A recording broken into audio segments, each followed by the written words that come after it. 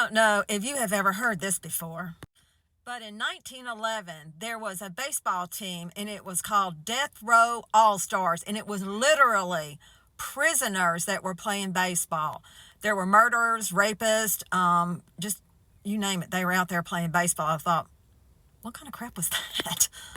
When they were playing, it was more than just a victory or a loss. I mean, if they won, it could be time off their sentences. So some of them, not all of them were on death row, but some of them were. But if you individually caused the team to lose, guess what? Then if you're on death row, then that might be, I'm not kidding. That's exactly what it said.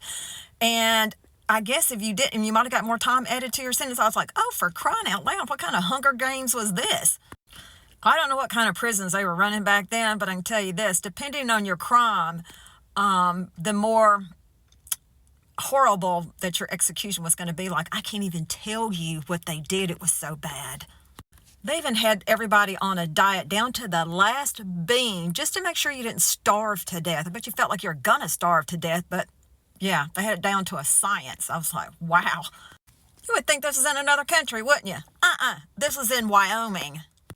Their first game was July the 11th, 1911. They had a 12-man roster.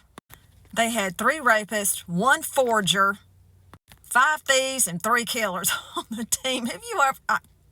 really? As I was reading this article, I was like, surely this is not true. I mean, I dug a little deeper to see if it was true. It was true. I was like, oh, wow. Can you imagine being the other team if you beat them because you know what's going to happen to them if you beat them? I kind of want them to...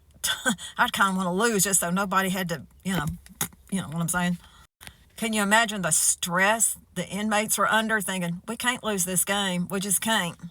I wonder if there's a movie about there. If there's not, there should be, because I'd watch that, wouldn't you? I thought, wow. Have you ever heard this story?